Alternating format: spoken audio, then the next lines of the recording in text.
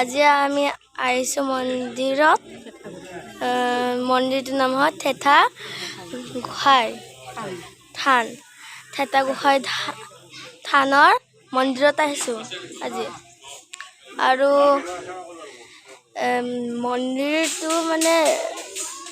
মন্দিৰটো হ'ল কি, যোন ল'ৰা ছোৱালীয়ে কথা ক'ব নোৱাৰে, ভালকৈ খোজ কাঢ়িব নোৱাৰে, মানে ভালকৈ ক'ব নোৱাৰে, সেইবিলাক ল'ৰাৰ কাৰণে এইটো মন্দিৰ বনোৱা গৈছে।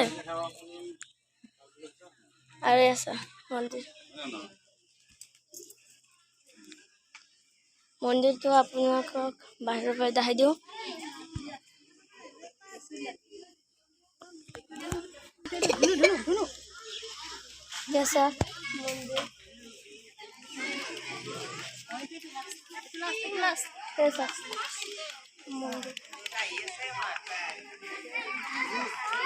এতিয়া আমি দৰ্শন কৰিলোঁ। দৰ্শন কৰাৰ পিছত এতিয়া আমি আৰু এটা মন্দিৰত যাওঁ।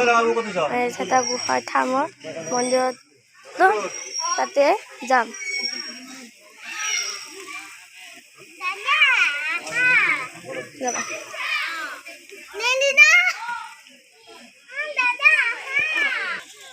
তেতিয়া গাইজ আমি আৰু এটা মন্দিৰটো যাই আছোঁ, শিৱ মন্দিৰ।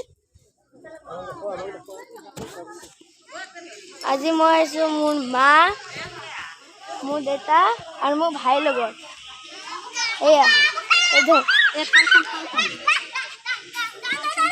মোৰ ভাই মাতটো ওলাইছে, লম্বা লাইন ক'ব নোৱাৰে, অকল লম্বা লাইনটো ক'লে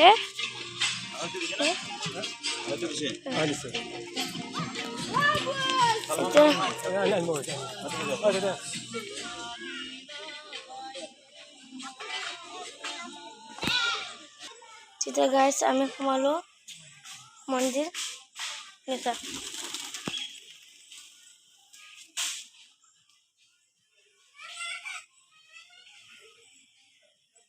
এইটো শিৱ মন্দিৰ। মানে ইয়াতে দুটা মন্দিৰ আছে, এটা সিটো আৰু এটা ইটো। এতিয়া আমি দৰ্শন কৰি আকৌ তাৰপিছত আমি অকণমান ৰখি কেনে যাম। এতিয়া গাইজ এতিয়া আমি দৰ্শন কৰি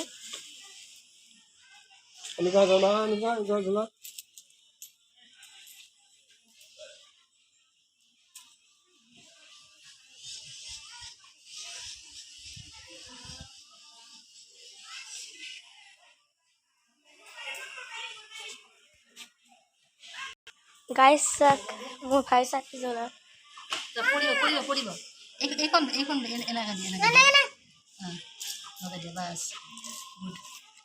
এইফালে চোৱা লগাই দিয়া।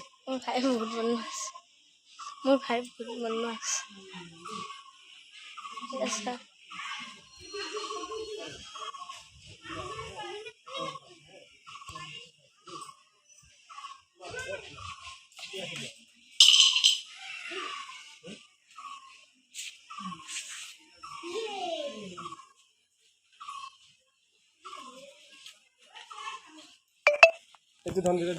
গাইজ এতিয়া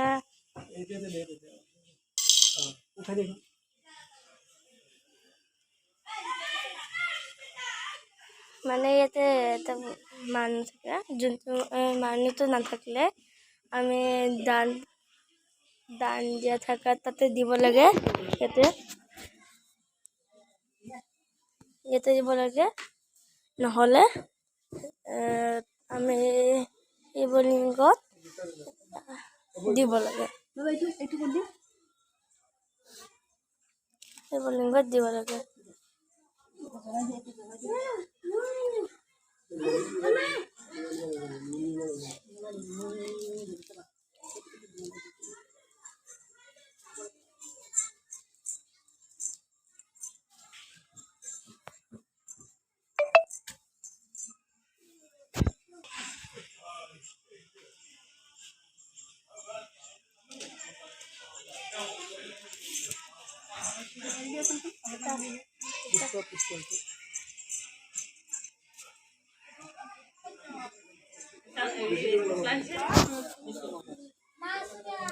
গাইজ আমি যোনটো সেইটো মন্দিৰ গৈছিলোঁ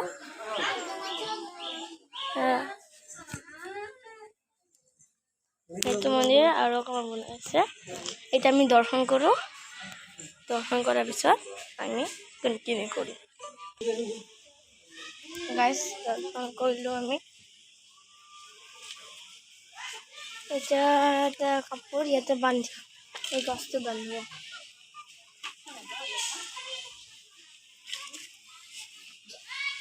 এইটো মন্দিৰত আমি প্ৰথম আহিছোঁ মানে নাজানো আমি মানে প্ৰথম আহিছোঁ ইয়াতে প্ৰথম অহাৰ কাৰণে আমি বস্তুবিলাক আনাই না আৰু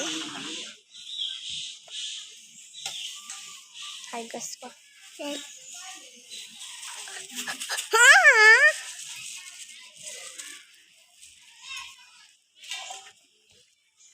এটা guys thank you like subscribe comment দিব